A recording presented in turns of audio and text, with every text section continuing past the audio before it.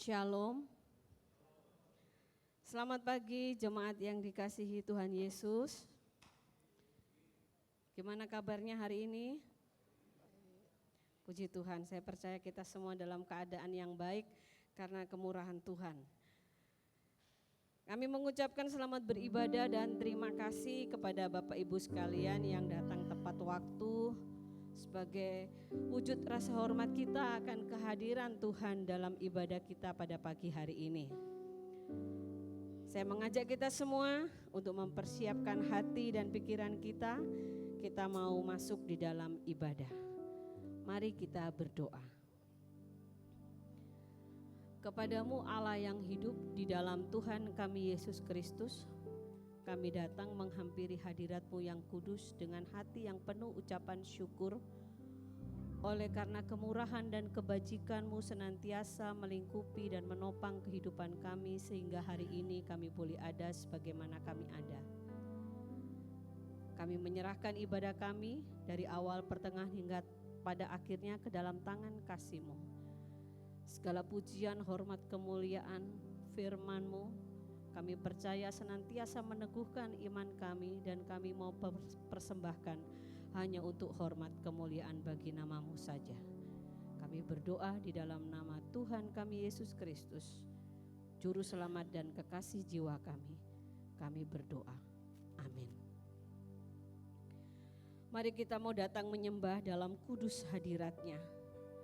Kita mau menghampiri kasih karunia-Nya, karena kekuatan kita hanya ada di dalam tangan-Nya. Dan kita percaya bahwa pada saat ini Ia hadir bersama-sama dengan kita, dan kita akan merasakan kuasa-Nya yang tak terbatas.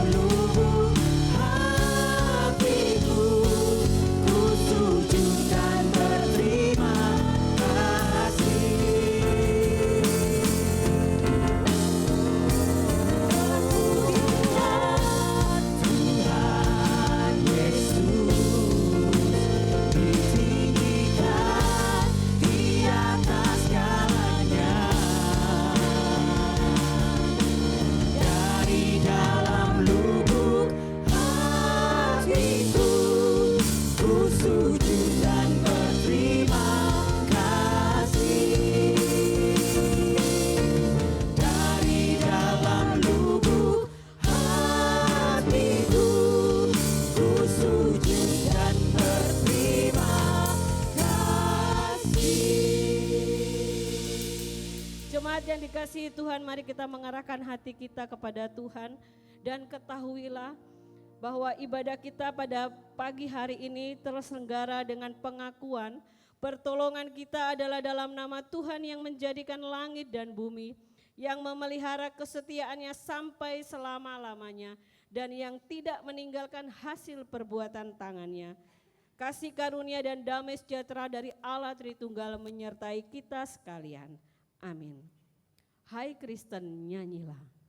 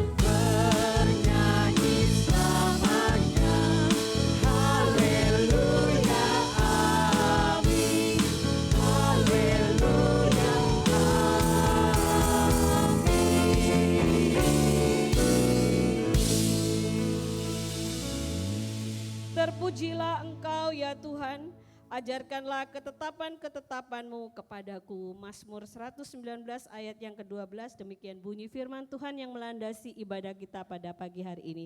Jemaat dipersilakan duduk kembali.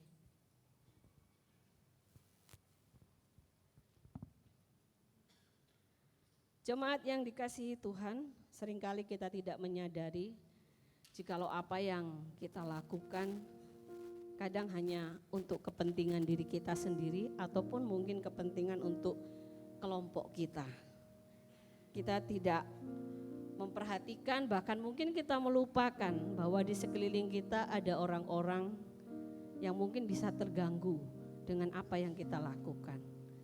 Dan terlebih lagi kita sering melupakan kalau Tuhan itu ada di mana-mana, memperhatikan dan melihat apa yang kita perbuat. Keegoisan seringkali membuat kita lupa kalau kita ini sudah menyakiti hati sesama dan hati Tuhan.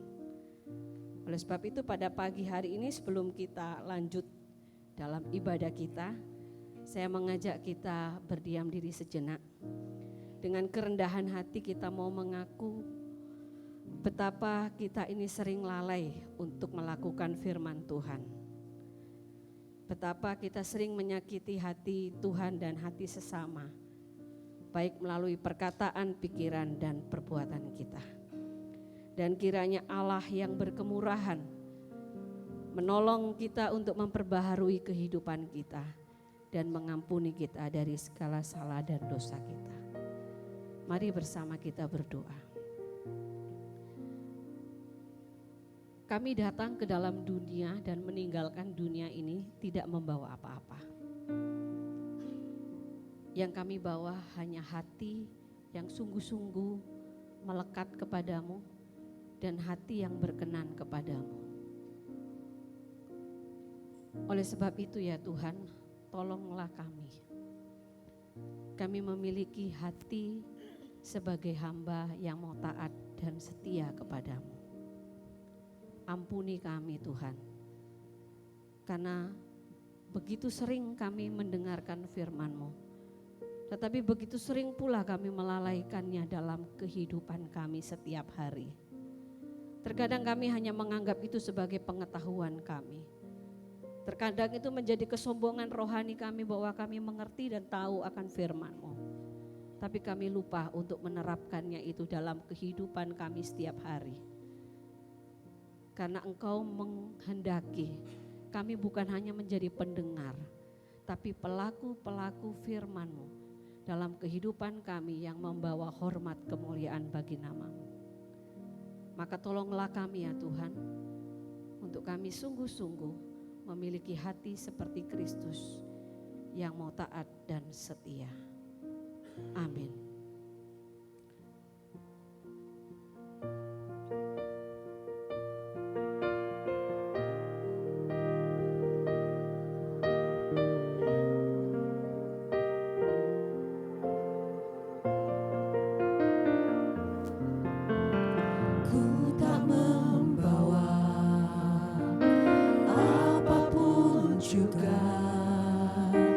Saat ku datang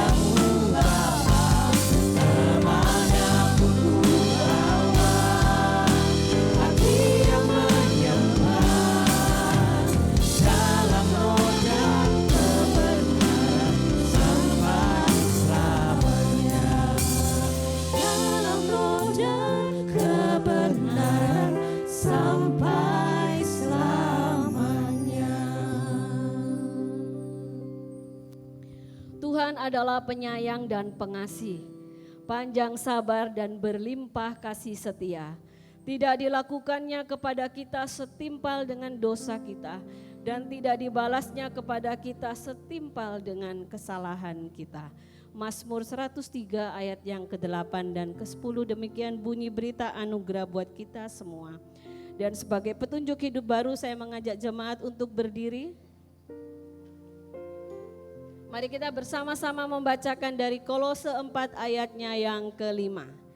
Hiduplah dengan penuh hikmat terhadap orang-orang luar, pergunakanlah waktu yang ada. Saya ulangi sekali lagi, hiduplah dengan penuh hikmat terhadap orang-orang luar dan pergunakanlah waktu yang ada. Dengan tetap berdiri, mari kita bersukacita, kita mau mengangkat pujian syukur kita kepada Allah karena kasih-Nya yang besar telah menyelamatkan dan memulihkan hidup kita. Kita mau katakan, ku naikkan syukurku. Kasih yang begitu besar, lebih kuat dari dosa. Kasih yang menemukanku, selamatkan dan pulihkanku. Ku naikkan syukurku, ku tak akan berhenti memuji, meninggikan namamu selalu, menari, memuliakanmu. Dibebaskan, dibangkitkan, hidup yang kau beri dan kini hanya untukmu.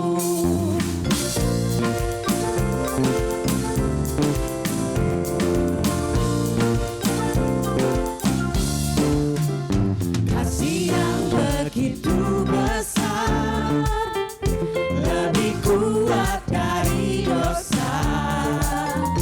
Kasih yang menemukanku, selamatkan dan pulihkanku. Ku naikkan syukurku, ku tak akan berhenti memuji, meninggikan namamu selalu, menari, memuliakanmu. Dibebaskan, dibangkitkan, hidup yang kau beri dan kini hanya untukmu.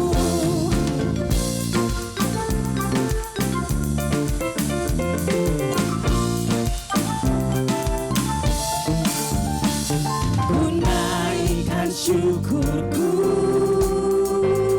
ku naikkan syukurku, ku naikkan syukurku, ku naikkan syukurku.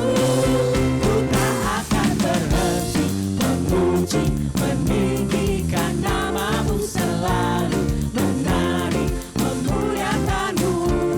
Dibebaskan, dibangkitkan, hidup yang kau beri dan kini hanya untukmu.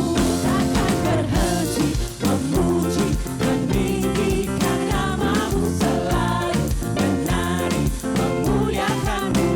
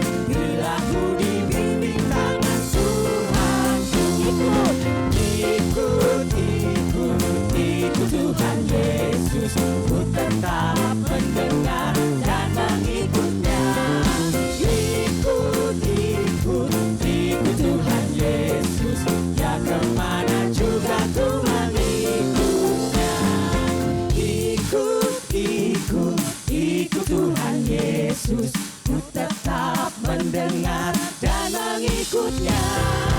Ikut, ikut, ikut Tuhan Yesus, ya kemana juga ku mengikutnya. Ku tak akan berhenti memuji, meninggikan namamu, selalu menari, memuliakanmu. Dibebaskan, dibangkitkan, hidup yang kau berikan kini hanya untukmu. Hidup yang kau berikan kini hanya untukmu. Ya, bagi Tuhan, puji nama Tuhan. Biarlah hidup yang kita punya pada saat ini kita mau berikan hanya untuk Tuhan. Jemaat dipersilakan duduk kembali. Kita akan mendengarkan persembahan pujian solo dari Bapak Petra.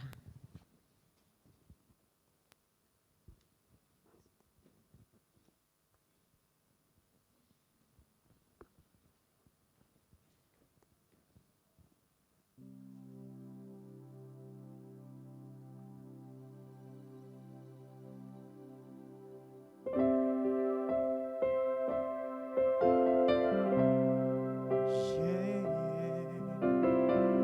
oh.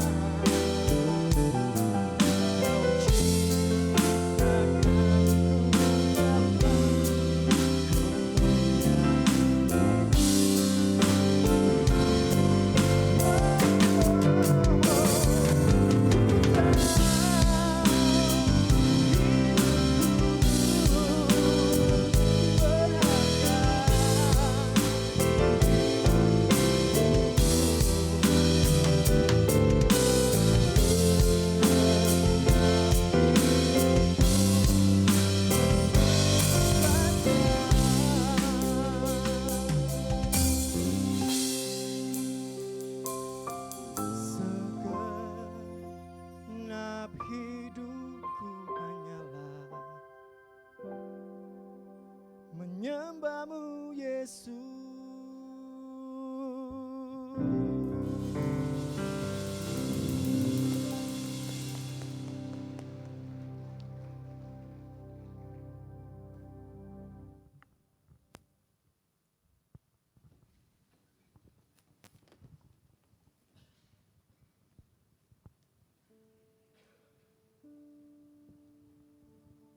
Ya, segenap hidup kita hanya untuk menyembah Tuhan. Karena kita diciptakan untuk kemuliaan bagi namanya. Mari kita persiapkan hati kita untuk menerima kebenaran firman Tuhan. Kita akan kembali memuji namanya. Engkaulah Tuhan, Engkaulah Raja yang berdaulat penuh atas kehidupan.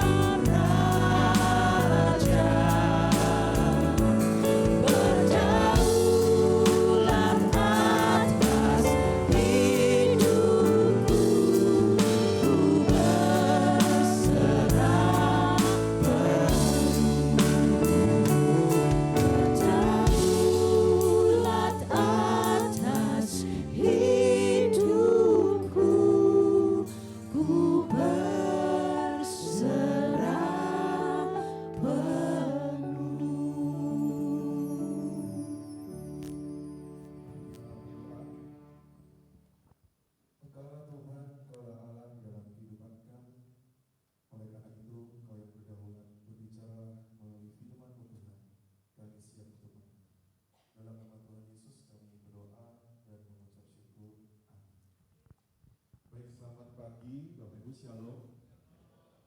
Ada yang berbicara? Oke, saya melihat ada Theo di sini ya. Halo Theo. Ya, Bapak Ibu, kita akan merenungkan sebuah tema etika digital.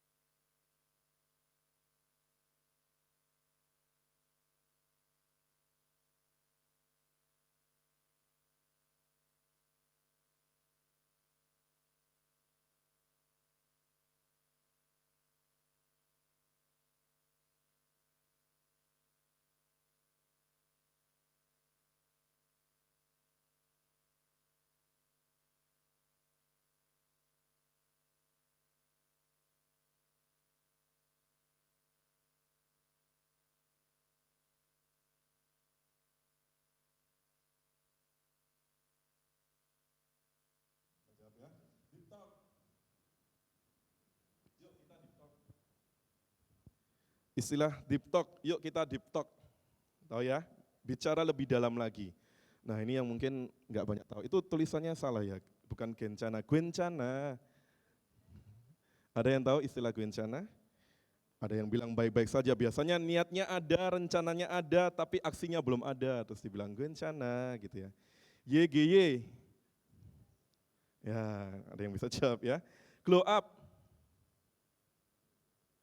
Glow up itu upgrade diri, meningkatkan diri sendiri.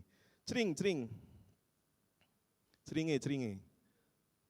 Saya ngelihat beberapa usia mukanya kebingungan ya. Nanti tanya yang muda-muda sebelah kanan kirinya. YOLO. Oke, kayaknya yang sini jago-jago ya. Itu mengajak untuk berani mencoba hal-hal yang baru. Gamon. Gagal move on. Jadi ada yang masih terpikir sama mantannya, ayo jangan gamon ya Bapak Ibu. Red flag. Itu biasanya menunjukkan perilaku yang negatif. Benderanya merah. Green flag. Kebalikannya dari red flag. Yang terakhir, FOMO. Supaya tidak ketinggalan tren, kita harus FOMO gitu ya, ngikutin tren. Nah Bapak Ibu, siapa yang di sini bisa jawab 5 pertanyaan? Coba saya pengen tahu. 5 istilah ada? Ada CP pun di situ. Ada lagi. Ada yang jawabnya cuma 1?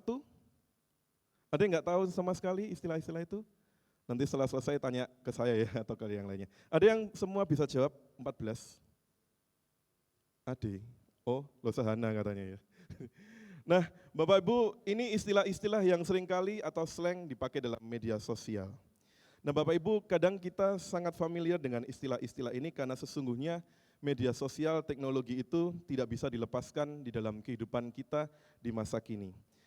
Tetapi yang menarik Bapak Ibu, bukankah kita tahu firman Tuhan juga seringkali mengingatkan bahwa sesungguhnya Tuhan itu tidak anti dengan teknologi. Teknologi bukanlah musuh. Media sosial kalau bagi saya pribadi juga bukanlah musuh. Tetapi yang menjadi problem itu adalah pemakainya, hatinya, pikirannya yang seringkali sudah tercemar dengan dosa. Teknologi digital, media sosial bukankah Tuhan adakan, ciptakan juga di dalam kehidupan manusia untuk mempermudah segala sesuatunya supaya kita lebih efektif ketika kita bekerja, ketika kita melayani, ketika kita melakukan segala sesuatu. Tetapi yang salah bukan teknologinya, yang salah bukan media sosialnya, tetapi kitanya, hati kita, pikiran kita. Nah seringkali kita itu memiliki hidup yang tidak kudus. Kita hadir di tengah-tengah dunia digital yang sudah tercemar oleh dosa, sehingga kita menjadi ikut-ikutan, kita menjadi tidak kudus. Dan melalui Filipi pasal yang keempat, kita bisa perhatikan lebih lagi, di situ dikatakan, jadi akhirnya saudara-saudara, semua yang benar, semua yang mulia, semua yang adil, semua yang suci, semua yang manis, yang sedap didengar, yang disebut kebajikan, patut dipuji, pikirkanlah semuanya itu. Nah Bapak Ibu yang dikasih Tuhan, Filipi pasal 4 ayat 8 ini ditulis sendiri oleh Rasul Paulus. Mungkin ini bisa ditayangkan. Kalau enggak Bapak Ibu enggak bisa move on ya, gagal move on dari tadi. Nah Rasul Paulus ketika menuliskan surat ini dia ada di dalam penjara. Kondisinya sangat tidak enak secara manusiawi, semuanya serba dirampas, kebebasannya, masa depannya menjadi tidak pasti, hidupnya penuh dengan ancaman. Tetapi menariknya dalam surat Filipi, Rasul Paulus banyak menulis tema tentang sukacita. Bersukacitalah, sukacitalah. Di tengah segala penderitaan yang ada, kita diminta untuk bersukacita. Di tengah segala tekanan yang ada, karena jemaat Filipi pada waktu itu, mereka di bawah tekanan dan juga di tengah-tengah budaya Romawi. Ada penyembahan berhala, ada kemerosotan moral, ada pengaruh budaya yang bertentangan dengan iman Kristiani. Hidup mereka penuh dengan penderitaan, tetapi di tengah semuanya itu Rasul Paulus mengatakan bersukacitalah, bersukacitalah. Dalam hal ini Rasul Paulus ingin menegaskan bahwa sesungguhnya kehidupan seseorang itu tidak ditentukan oleh keadaan yang ada di luar, tetapi oleh apa yang menguasai pikirannya. Jadi yang menjadi problem adalah pikiran kita, yang menjadi problem adalah hati kita. Oleh karena itu Bapak Ibu kalau kita perhatikan dalam Filipi pasal 4 ayat yang ke-8 pada kalimat terakhir di situ dikatakan apa? Pikirkanlah semuanya itu. Di sini menggunakan bentuk present imperatif, artinya apa? Pikirkanlah itu terus-menerus. Pikirkanlah itu dipikirkan benar-benar sungguh-sungguh, pertimbangkan segala sesuatunya secara terus-menerus. Kita diminta untuk mengisi pikiran kita itu dengan hal-hal yang positif secara aktif. Jadi tidak hanya sekali baca firman Tuhan terus diisi. Itu harus dilakukan terus continue setiap hari. Isilah pikiran dengan sesuatu yang baik. Paulus tidak berkata jangan pikirkan yang buruk, tetapi isilah pikiranmu dengan hal-hal yang baik. Konon katanya kalau dilarang itu malah dilanggar. Kalau dibilang jangan, kita malah ayo dicoba gitu ya. Jadi lebih baik isilah pikiran itu dengan banyak hal kebenaran. Karena pikiran yang dipenuhi dengan kebenaran itu akan menghasilkan kehidupan yang benar. Amin, Bapak Ibu. Jadi kalau yang diisi buruk-buruk, yang keluar ya yang buruk-buruk.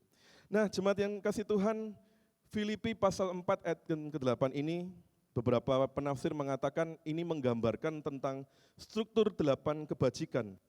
Pada waktu itu memang Rasul Paulus berkiblat dari budaya Yunani Romawi, di mana mereka juga memiliki 8 poin kebajikan.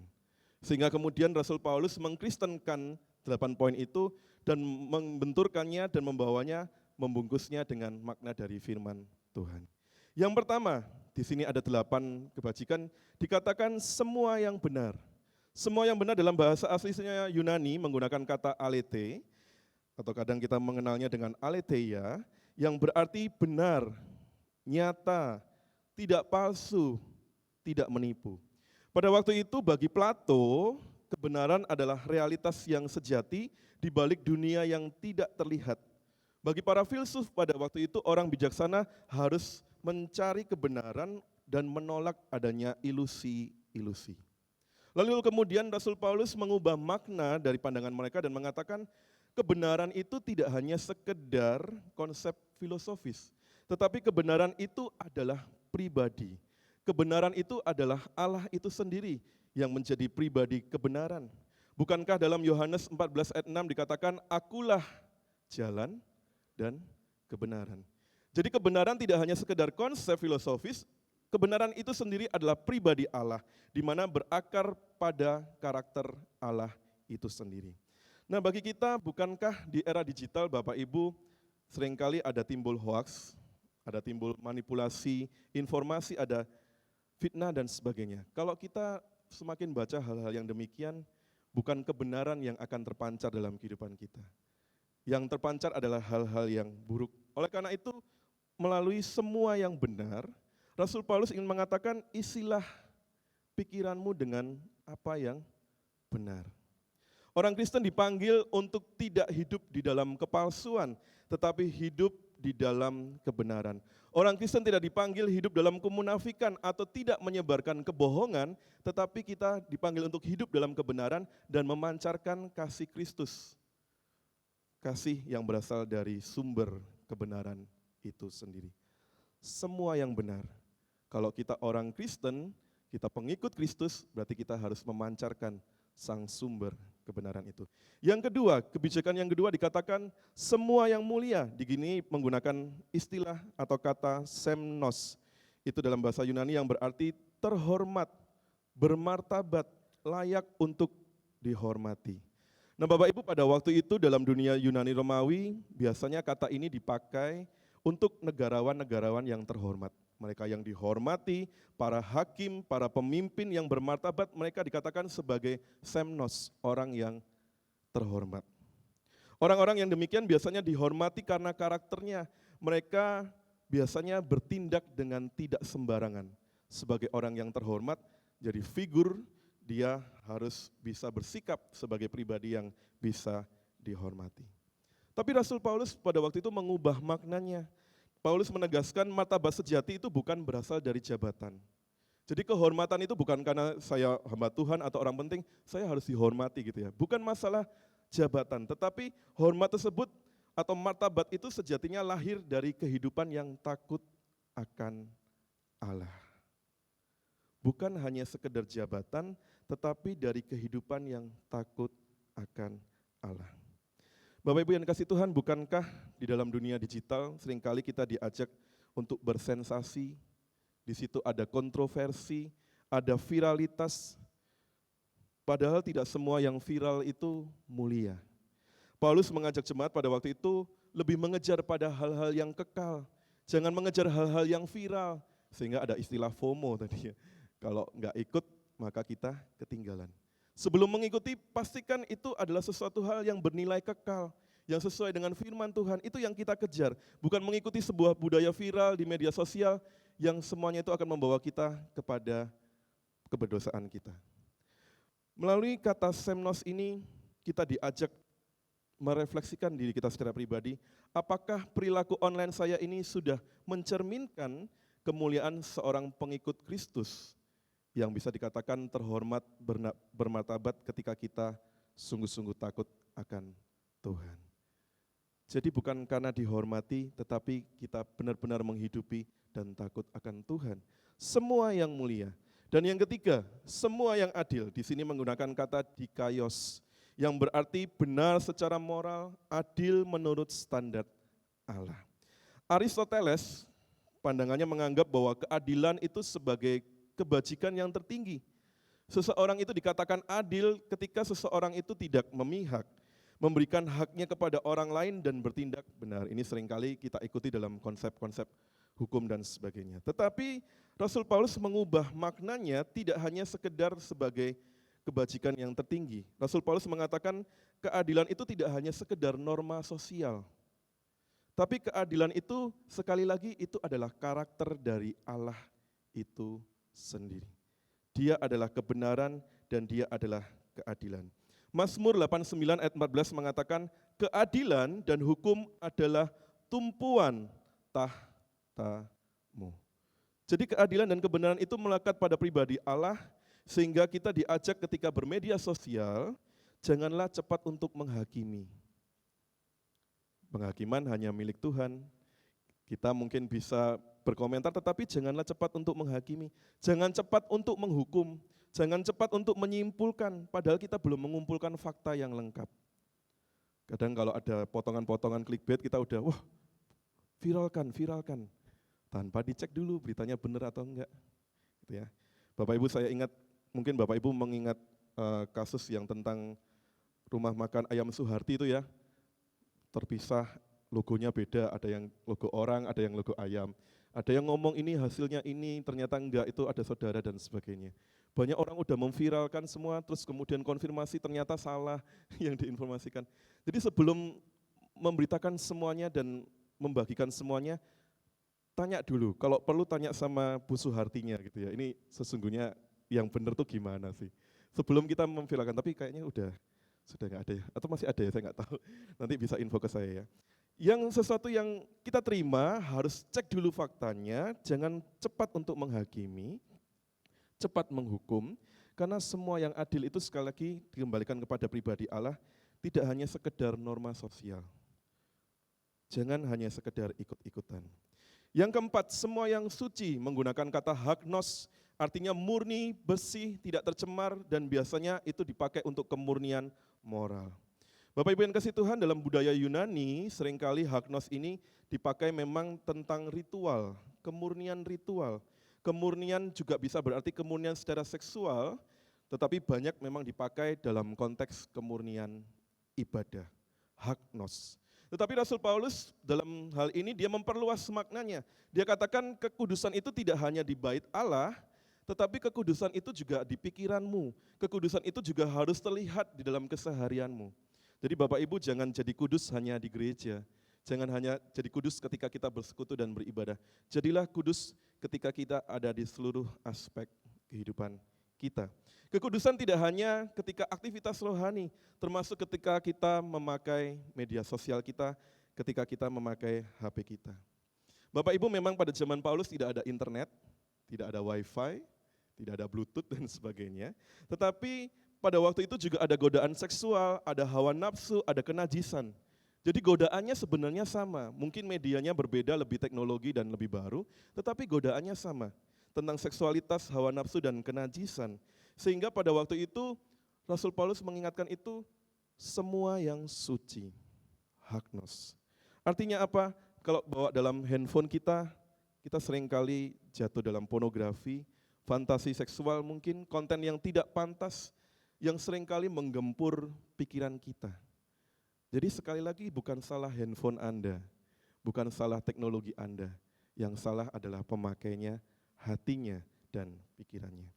Paulus menekankan kekudusan itu dimulai dari apa yang kita izinkan untuk masuk di dalam pikiran kita.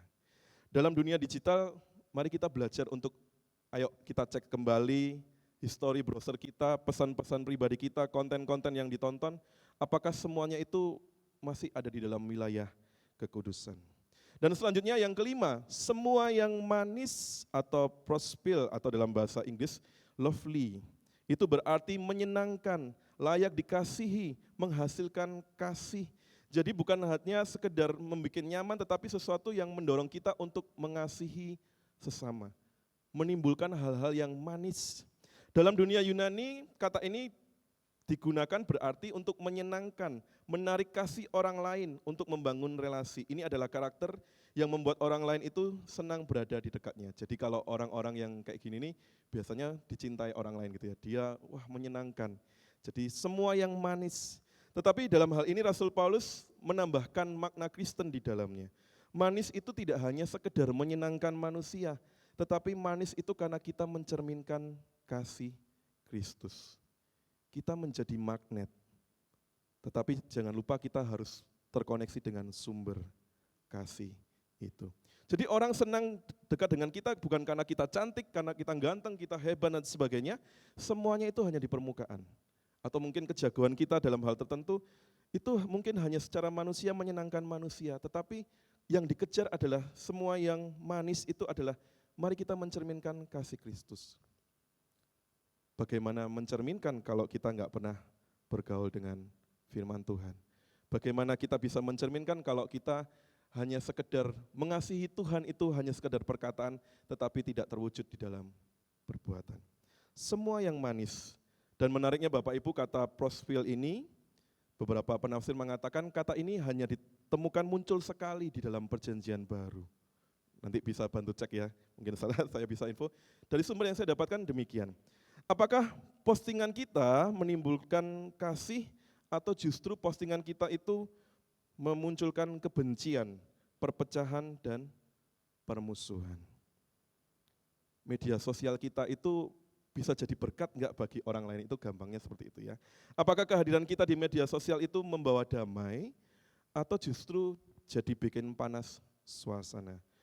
Ada yang kemarin ngomel-ngomel karena lampu mati 4 jam? Ya mungkin ada ya. Ya semoga hari ini enggak mati lampu ya Bapak Ibu, jadi bisa beraktivitas. Banyak orang berkomentar, ada yang mencaci PLN dan sebagainya, tetapi dalam kondisi yang demikian kita mau memviralkan apa? Kita mau komen apa? Semua yang manis. Atau puji Tuhan lampu mati, kita bisa berinteraksi dengan ini, gitu nggak mungkin. Lepas dari handphone aja 1 jam udah takut ya Bapak Ibu ya. Kemudian yang keenam, semua yang sedap didengar. Eufema artinya dalam bahasa Yunani terhormat, memiliki reputasi yang baik, layak untuk dibicarakan. Dalam dunia Yunani biasanya istilah frasa sedap didengar ini dipakai untuk sesuatu yang terhormat, memiliki reputasi yang baik, layak untuk dibicarakan. Nah hal ini sesungguhnya berbalik dari hal yang lain, seperti fitnah, gosip, perkataan kotor, yang seringkali bukankah digaung-gaungkan di media sosial. Dalam suratnya Efesus pasal 4 ayat 29 dalam bagian yang selanjutnya dikatakan, janganlah ada perkataan kotor keluar dari mulutmu. Sekarang mungkin enggak keluar dari mulut, tapi keluar dari jarimu. Sudah regenerasi lagi, bukan dari mulut, tapi konteks sekarang mungkin dari jarimu. Prinsip ini berlaku dalam hal komentar yang kita berikan, caption, status, pesan WA kita. Ditulis, di-delete, ditulis, di-delete. Ya, sebelum delete, tulis, pikirkankah apa yang hendak kita kirim dalam pesan kita. Dalam kekristenan kita dipanggil untuk menjadi pembangun reputasi yang baik. Jangan menghancurkan reputasi orang lain. Kita dipanggil untuk tidak menyebarkan gosip, fitnah, atau komentar-komentar yang kasar. Tadi sempat di ibadah 1 ada pengumuman tentang WA group. Nah, Bapak Ibu silakan lihat ya di situ. Kalau kita sudah kelewatan nanti akan diingatkan lagi sama gembala. Pikirkanlah semuanya itu, apakah semuanya itu sedap untuk didengar. Yang ketujuh, kebajikan. Di sini menggunakan kata arete, bahasa Yunaninya berarti keunggulan moral, karakter yang unggul. Dalam budaya Yunani, Bapak Ibu, istilah ini biasanya menggambarkan seseorang yang menjalankan fungsinya secara sempurna. Arete adalah konsep moral yang terbesar, yang artinya unggul, keunggulan. Jadi ibaratnya kalau Bapak Ibu punya pisau, pisau itu dikatakan arete atau memiliki arete, itu adalah pisau yang benar-benar tajam. Jadi nggak kena bendanya seret gini, udah langsung terbelah gitu. Ada ya? Feeling ada ya? Cuma deket gini, jadi benar-benar tajam. Kuda itu dikatakan memiliki arete adalah kuda yang kuat, berkualitas. Pemimpin yang bijaksana itu juga dikatakan memiliki arete. Jadi sesuatu yang unggul, sesuatu yang sempurna itu. Jadi sesuatu dikatakan memiliki arete ketika dia menjalankan tujuan dari penciptanya dengan baik. Pisau kalau tumpul, ya paling dilebur lagi dibuang. Kalau diasah masih tumpul ya dibuang aja. Kuda kalau sudah mungkin nggak kuat dan sebagainya, ya mungkin ada yang disate atau mungkin di lainnya. Banyak dilakukan hal gitu ya. Tapi yang dipilih adalah yang berkualitas, diciptakan memang sesuai dengan penciptanya, tujuannya menciptakan apa. Bagaimana dengan manusia? Manusia secara disimpulkan, bukankah kita diciptakan untuk apa? Memuliakan Allah. Jadi kebajikan adalah kita benar-benar menghidupi tujuan kita diciptakan. Pertanyaan yang tepat bagi kita, untuk apa kita diciptakan, untuk apa kita bermedia sosial, untuk apa teknologi diciptakan dan sebagainya, kita gunakan media sosial dan teknologi itu sebagaimana mestinya. Saya tadi sharing, Instagram seingat saya diciptakan untuk membagikan memori foto-foto dan simpan. Tapi sekarang banyak yang jualan, ya nggak salah sih jualan. Tapi tidak sesuai dengan fungsinya. Artinya apa? Ujaran kebencian, hoax mulai muncul. Tidak sesuai dengan itu. Kalau TikTok saya nggak tahu tujuannya apa ya. Mungkin joget-joget buat menghibur diri. Saya nggak tahu TikTok, baru pengguna TikTok. Atau pengguna Threads dan lainnya. Semuanya itu coba tanya deh sama penciptanya. Tujuannya apa atau diciptakan media-media sosial ini. Semuanya ada tujuannya Bapak Ibu. Nah, arete dalam Alkitab mengajak kita untuk memiliki hidup sesuai dengan tujuan kita, yaitu serupa dengan Kristus. Apakah media sosial kita itu mencerminkan Kristus atau justru mencerminkan kedagingan kita? Terakhir, wah ini terakhir ya, patut dipuji, epainos dalam bahasa Yunani itu layak dipuji, mendapat persetujuan Allah. Bukan pujian manusia yang dikejar, tetapi pujian dari Tuhan. Nah, dalam bahasa Yunani Romawi, dalam dunia mereka, masyarakat itu sangat menghargai pujian publik. Jadi kalau Bapak Ibu perhatikan pada masa itu banyak patung-patung gitu ya. Di sini ada yang punya patung. Kalau mungkin yang lainnya punya patung-patung gitu ya. Pernah dibikinkan patung gitu, Cevili mungkin punya patung di rumahnya. Patungnya Cevili gitu ya. Ya nggak apa-apa sih, sah-sah saja kalau mau bikin patung. Tapi tujuannya untuk apa dan sebagainya. Nah, pada waktu itu patung didirikan supaya orang yang terhormat itu benar-benar dihormati, dibikinkan patung. Mereka berlomba-lomba untuk mengejar kehormatan itu, supaya mereka dihargai dan benar-benar dipuji. Nah, Paulus kemudian membalik konsep dari mereka dan menegaskan bahwa tujuan hidup itu bukan untuk mencari pujian. Tujuan hidup kita bermedia sosial itu bukan untuk pencitraan, tetapi untuk mengejar perkenanan Allah. Jadi ketika kita posting sesuatu, kita mengejar likes, atau kita mengejar yang lainnya. Atau melalui foto yang kita tampilkan, kita bisa melihat, oh puji Tuhan, kita bisa memancarkan kasih Kristus. Tujuannya apa kita posting sesuatu dan sebagainya. Pertanyaan akhirnya, yang kita kejar apa? Ketika kita posting, ketika kita komen, supaya mendapatkan pujiankah atau perkenanan dari Allah. Budaya modern mengatakan apa, Bapak Ibu? Carilah follower sebanyak-banyaknya, carilah like sebanyak-banyaknya, carilah viewer sebanyak-banyaknya. Karena itu engkau akan dikatakan sebagai orang yang terpuji. Ya siapa tahu nanti IG-nya centang birunya 3 gitu ya. Ada ya nggak ada ya? Cuma centang biru 2 ya. Hanya artis dan orang-orang yang terkenal saja. Nah Bapak Ibu, Injil berkata ketika kita bermedia sosial, apakah Tuhan itu berkenan? Itu yang perlu kita pikirkan. Filipi pasal 4 ayat 8 bisa dibantu ditayangkan yang satunya. Oke. Sorry, ada lagi yang satunya. Oke, nah itu tuh benar-benar. Yang tadi loh. Yang ketiga. Nah, Bapak Ibu, Filipi 4 ayat 8 ini tidak hanya sekedar daftar acak. Sekali lagi tidak hanya sekedar diadopsi dari budaya Yunani dan Romawi dengan 8 kebajikan mereka, tetapi bisa dikatakan ini sebagai peta pembentukan karakter Kristus di dalam hidup orang-orang percaya. Benar, itu berbicara tentang fondasi kebenaran. Fondasi kita adalah Allah itu sendiri. Mulia, itu berbicara tentang sikap hormat. Adil, itu terkait dengan relasi dengan sesama kita. Mencerminkan karakter Allah itu sendiri. Suci, itu berbicara tentang kemurnian diri kita. Manis, itu kasih kepada orang lain. Sedap didengar, apakah kita bermedia sosial itu menjadi kesaksian yang baik bagi orang lain. Kebajikan berbicara tentang karakter yang unggul. Patut dipuji itu semuanya itu kemuliaan hanya bagi Allah. Jadi benar, mulia, adil, suci, manis, sedap didengar, kebajikan, patut dipuji itu seperti ibaratnya berurutan gitu ya. Semuanya itu kembali pada tujuan di mana kita diciptakan untuk memuliakan nama Tuhan. Melalui Filipi 4 ayat 8, Paulus mengajarkan kita bahwa orang percaya itu harus menyaring setiap informasi, tontonan, bacaan, percakapan, aktivitas digital, kita bisa pakai 8 filter ini. Ketika melakukan segala sesuatu, membaca segala sesuatu, apakah itu benar? Apakah itu mulia? Apakah itu adil, suci, manis, sedap didengar? Apakah itu bijak, kebajikan? Dan apakah itu patut untuk dipuji? Nah, jemaat yang kasih Tuhan, sekali lagi pikiran. Paulus menggempur tentang masalah pikiran, sebab pikiran adalah gerbang yang akan menentukan arah kehidupan kita selain hati kita. Oleh karena itu isilah pikiran, isilah hati kita, koreksilah hati kita.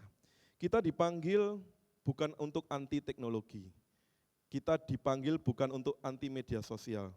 Jangan setelah ini Bapak Ibu menghilang dari Instagram Bapak Ibu ya. Nanti kalau semuanya hilang nggak ada yang di likes, nggak ada yang ditonton ya. TikTok kalau semuanya log out, nggak ada yang ditonton. TikTok akan semakin ditinggalkan. Jangan anti dengan media sosial, karena di situ kita akan belajar banyak bagaimana dunia itu sedang berjalan dan bagaimana kita bisa menggaraminya dengan firman Tuhan. Kita dipanggil tidak untuk anti teknologi dan media sosial. Media sosial jadikanlah itu sarana untuk kesaksian, pakailah itu untuk sarana menguatkan, pakailah itu sarana untuk memberitakan Injil, pakailah itu sarana untuk membangun antar sesama. Adakah di sini yang belum punya media sosial? Mungkin tangannya di bawah aja. Ada? Mungkin ada Bapak Ibu. Papa mama saya baru saya bikinkan Instagram dan sekarang kecanduan TikTok dan Instagram. Jadi ini dampak baik atau dampak buruk saya nggak tahu. Tapi mereka belajar. Hidupnya yang tadinya sepi sekarang sedikit berwarna. Ketika scroll TikTok, walaupun saya tahu nggak tahu itu yang di scroll apa aja gitu ya. Random gitu. Kadang udah salah pencet, minta tolongnya ke anak-anaknya, ini ya apa ini, gitu. Salah posting dan sebagainya. Nah, ada apa itu etika Kristen di dunia digital? Bisa ditampilkan yang satunya, Luse. Saya sedikit merenungkan, Bapak Ibu mungkin karena itu terkait dengan pikiran, saya sedikit mengakronimkan, kita mungkin bisa berkata think. Think itu yang pertama true. True itu apakah ini benar? Helpful, apakah ini menolong? Inspiring, apakah ini membangun? Necessary, apakah ini perlu untuk diposting, untuk dilakukan, untuk dibagikan? Kind, apakah ini penuh dengan kasih? Jadi sebelum mengirimkan segala sesuatu, sebelum pagi-pagi membuka media sosial, sangat bagus kita berdoa dulu supaya think kita ini diisi dengan firman Tuhan. Sehingga ketika melihat, loh hari ini kok lampuku mati ya listriknya. Kita memilih bersyukur atau kita memilih untuk ngomel-ngomel dan memviralkan gitu ya, tidak bijaksana PLN dan sebagainya. Nah Bapak Ibu, think, true, helpful, inspiring, necessary, dan kind. Ada sebuah pujian yang bagi saya ini terkait gitu ya. Dalam NKB 122 saya ingin Bapak Ibu kita sambil merenungkan, sudahkah media sosial kita berkenan di hadapan Tuhan. Ada sebuah pujian dikatakan, ku ingin berperangai. Berperangai itu berwatak, berkarakter seperti Kristus. Ini sebuah doa yang saya ingin kita ajak bersama-sama melantunkan pujian ini. Kita kembali kepada sumber yang sesungguhnya, yaitu Tuhan. Gak ada sumber lain selain Tuhan yang benar, yang adil, mulia, dan suci. Mari kita pujikan ketiga baitnya.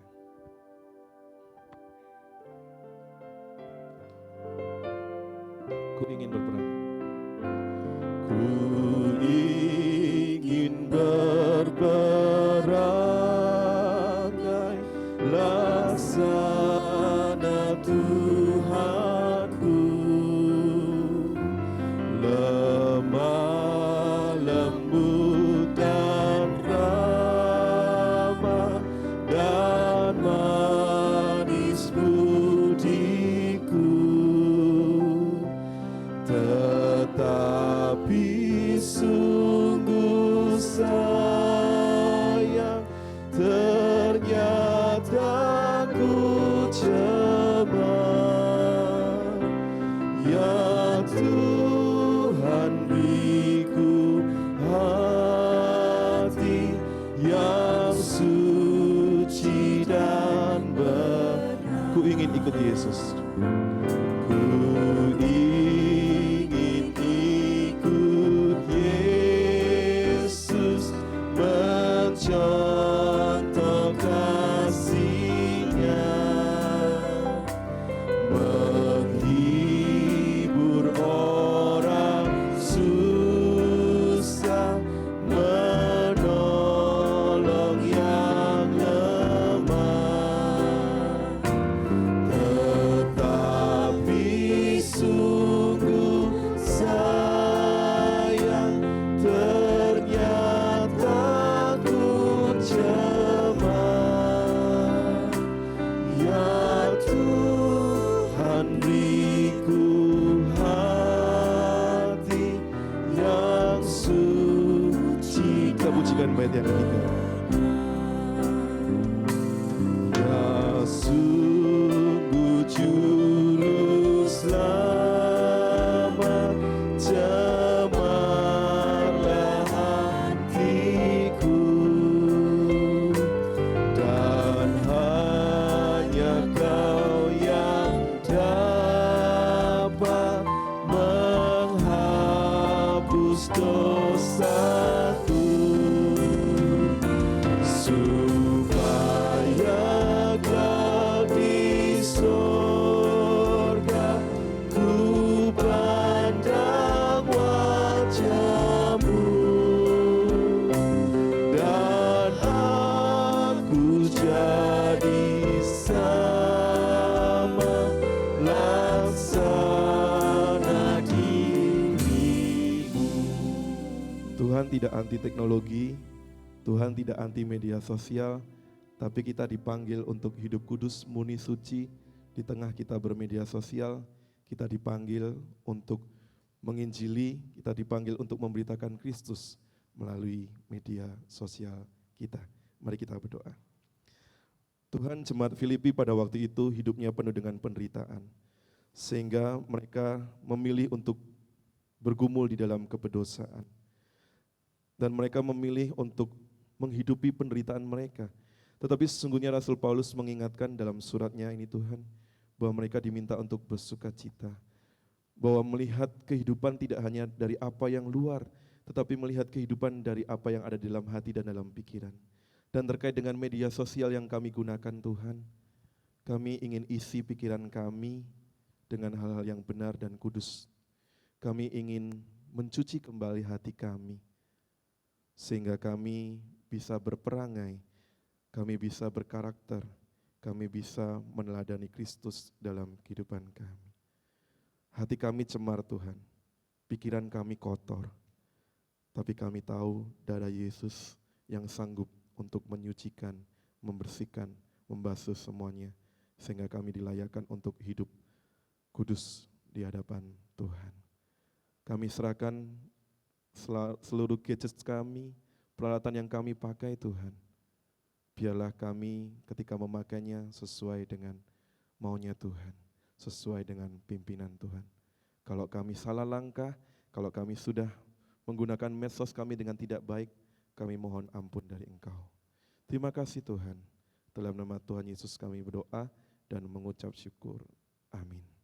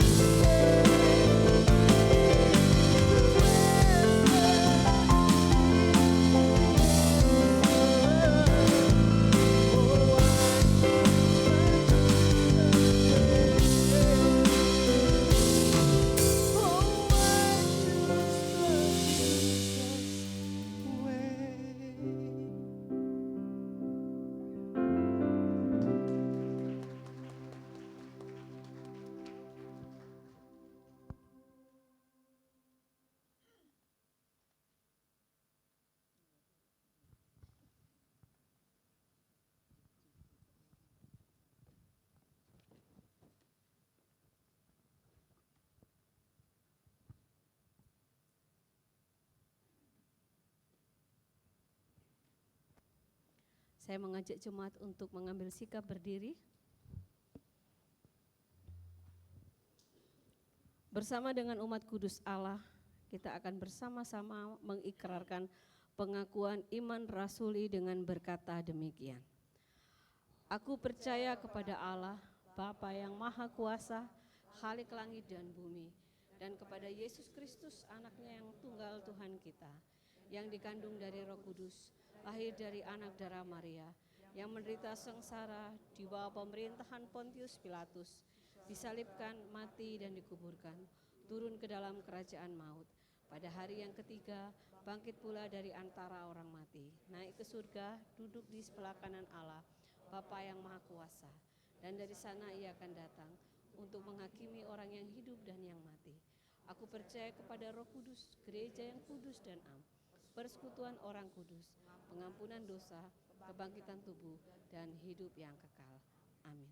Jemaat dipersilakan duduk kembali. Kita akan memberikan persembahan yang terbaik bagi Tuhan. Kita akan kembali memuji Tuhan. Tuhan, betapa banyaknya berkat yang Kau beri.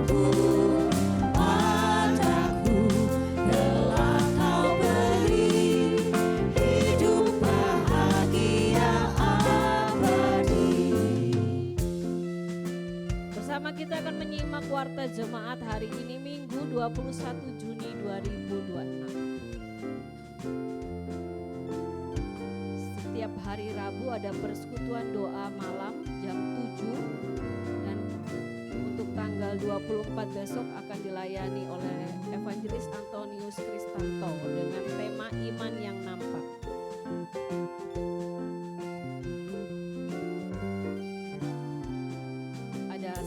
Alkitab liburan untuk anak-anak sekolah minggu.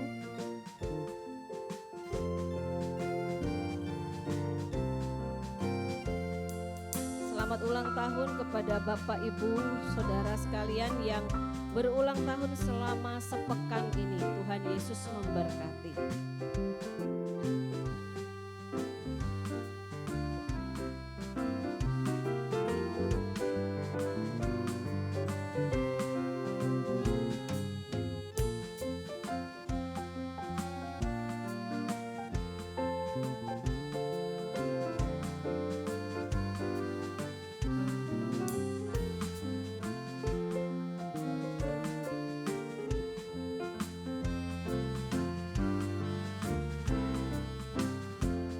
Pujikan bait yang kedua. Sanak saudara dan teman Kau beri kepadaku, berkat terindah ialah ku jadi anakmu. Terima kasih ya Tuhanku.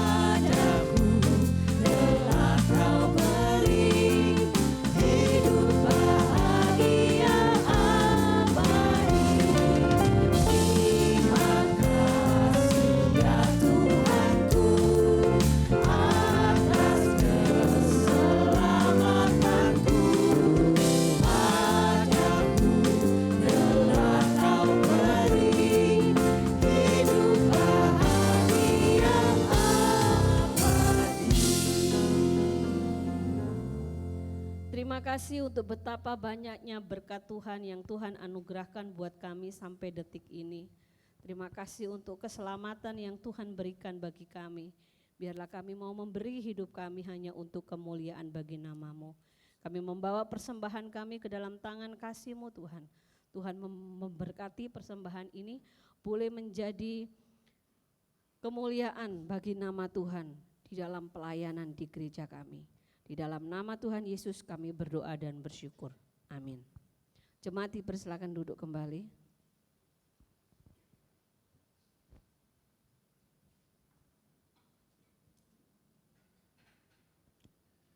Shalom, selamat pagi Bapak Ibu semuanya. Gimana kabarnya hari ini? Baik, kedinginan semua? Saya yang pakai jasa kedinginan, mungkin kekurusan kali. Baik Bapak Ibu sekalian, terima kasih atas kesetiaan Bapak Ibu semua. Saya atas nama gereja menyambut Bapak Ibu sekalian di sini, dan biarlah apa yang sudah kita lakukan, pujian, penyembahan, persembahan, semua untuk kemuliaan nama Tuhan. Saya menyambut Bapak Ibu sekalian yang baru pertama kali hadir hari ini, ada bersama beribadah tempat ini. Pertama kali hadir, ada? Sebelah kanan saya tidak ada, sebelah kiri saya. Terima kasih atas kesetiaan Bapak Ibu semuanya. Terima kasih pada Evangelis Antonius yang sudah menyampaikan kebenaran firman Tuhan. Tuhan memberkati. Terima kasih kepada solois kita Pak Petra ya, didampingi Ibu Christine. Petra dan Christine kami sudah lama kenal, sudah lama berteman, dan memang dia punya talenta, punya karunia menyanyi. Sering-sering Pak Petra ya. Oke, setidaknya setahun 5 kali gitu. Ya, aman. Terima kasih setiap pelayan ibadah, pelayan hari ini Tuhan juga memberkati. Baik, ada beberapa hal yang perlu saya tekankan. Yang pertama, ayo kita sedang menghadapi banyak masalah, dunia yang perang sana sini bergejolak, kehidupan ekonomi yang semakin susah. Mari kita berdoa. Datanglah hari Rebo, kita berdoa sama-sama. Bukan hanya berdoa untuk kebutuhan hidup kita sehari-hari, tapi kita juga berdoa untuk perkembangan kerajaan Allah, baik di tempat ini maupun di tempat-tempat lain. Karena kerajaan Allah tidak mengenal batas, tidak mengenal suku, tidak mengenal wilayah, tapi itu semua adalah wilayah-wilayah yang harus dijangkau. Dan biarlah kita mulai dari keluarga kita, mulai dari tempat kecil, kita memberitakan kebenaran firman Tuhan. Pakai HP bisa Pak? Bisa ya, silakan pakai HP. Dan yang kedua itu SAL Bapak Ibu sekalian, sekolah Alkitab liburan ya, bukan baca Alkitabnya libur, bukan. Tapi sekolah Alkitab liburan. Dalam masa liburan anak-anak ini mereka diberikan kegiatan. Ingat Bapak-bapak, Ibu-ibu semua ya, yang mengadakan kegiatan rohani liburan ini bukan hanya orang Kristen saja, tapi semua lembaga-lembaga, semua agama, lembaga rohani berlomba-lomba ya. Jadi kita juga memfasilitasi anak-anak selama liburan, mereka diberi kebenaran firman Tuhan, dididik, dan mereka bertumbuh menjadi pribadi-pribadi yang baik. Jadi silakan daftarkan anak cucu saudara untuk sekolah Alkitab liburan dan menginap di gereja. Jadi selama mereka menginap di gereja akan dididik bagaimana hidup dalam keseharian, berdoa, membaca firman Tuhan, saat teduh, berelasi satu sama lain, sehingga anak-anak kita sungguh baik nanti ya.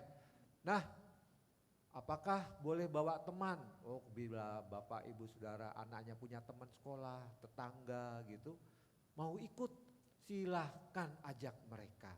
Tapi semuanya itu terbatas 30 anak saja usia SD sampai SMP. Jadi cepat segera mendaftar. Tempatnya masih ada tapi terbatas. Silakan mendaftar kepada guru-guru sekolah minggu. Yang terakhir Bapak Ibu sekalian, sesuai dengan firman Tuhan hari ini, kita punya grup WA bukan? Jadi nanti kalau ada hal-hal yang red flag, ya apa itu, pornografi, kebencian, hoax, dan macam-macam penghakiman, berita-berita nggak bagus, nanti admin akan take down, akan menghapus. Jangan tersinggung ya, mungkin Bapak Ibu sekalian gak sengaja ya. Mungkin tidak sengaja, kita berpikir baik aja, gak ada yang sengaja untuk apa?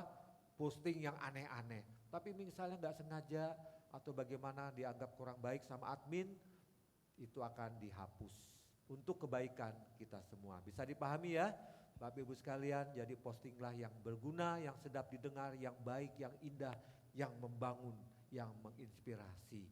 Mari kita berdoa. Bapa yang di surga, terima kasih.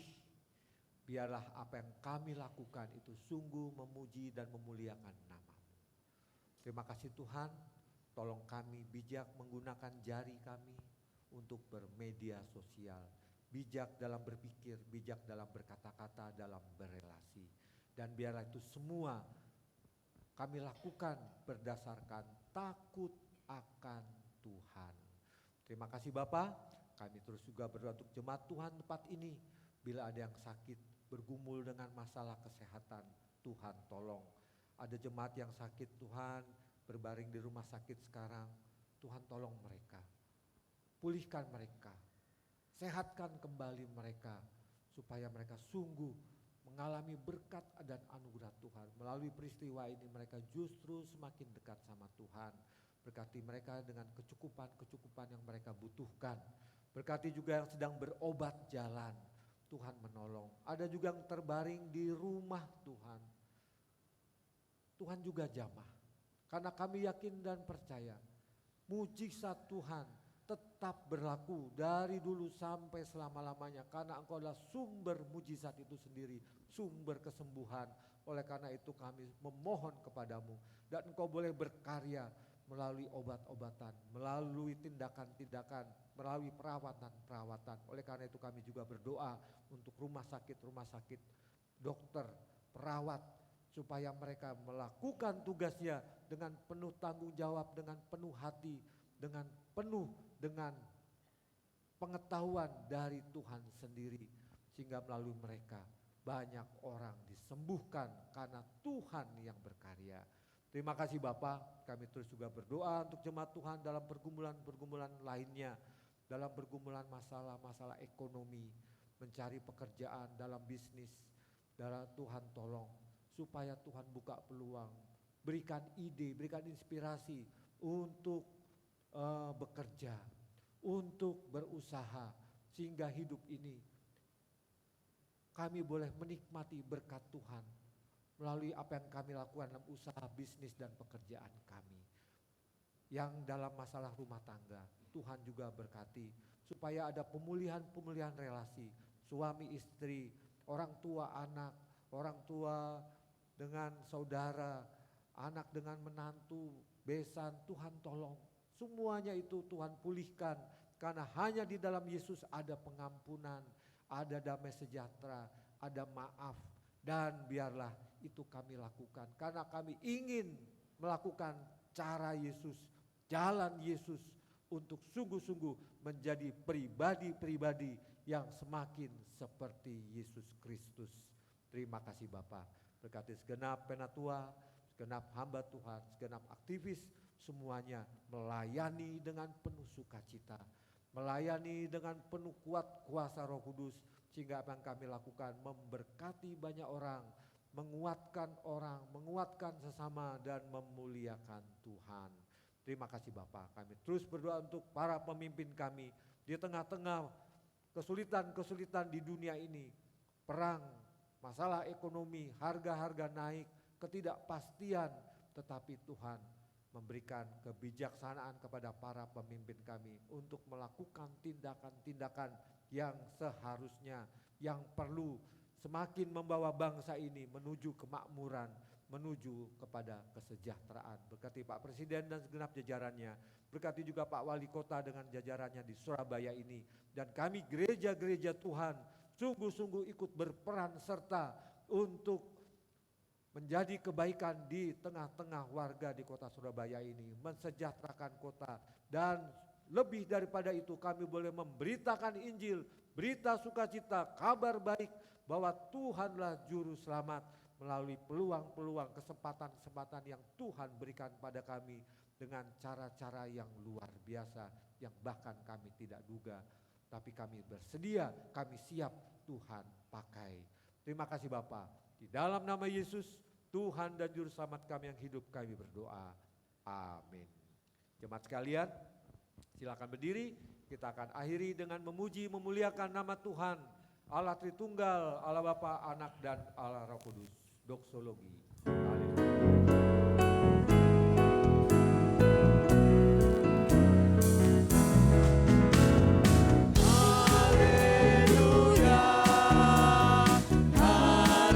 Haleluya. Puji Bapa, puji Anak, puji Roh Kudus. Haleluya, haleluya.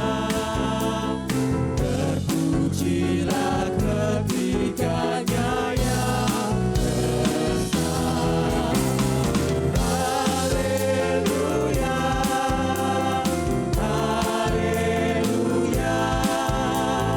Puji Bapa, puji Anak, puji Roh Kudus. Haleluya, haleluya. Terpujilah ketiganya yang esa.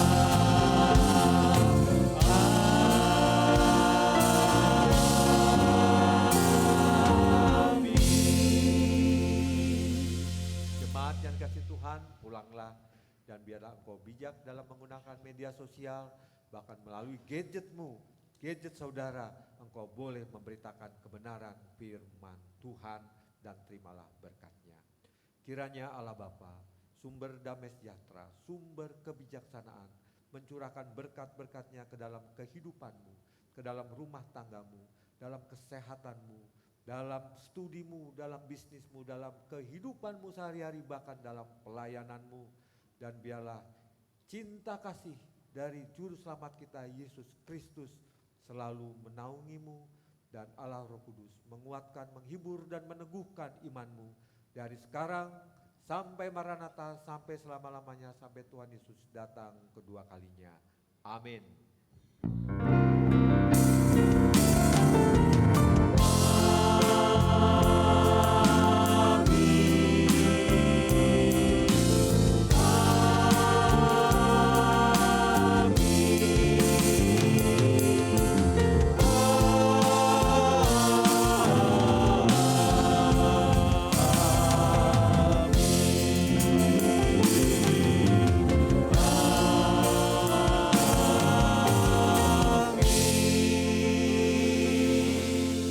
Amin. Silakan duduk, ibadah selesai. Tuhan Yesus memberkatimu.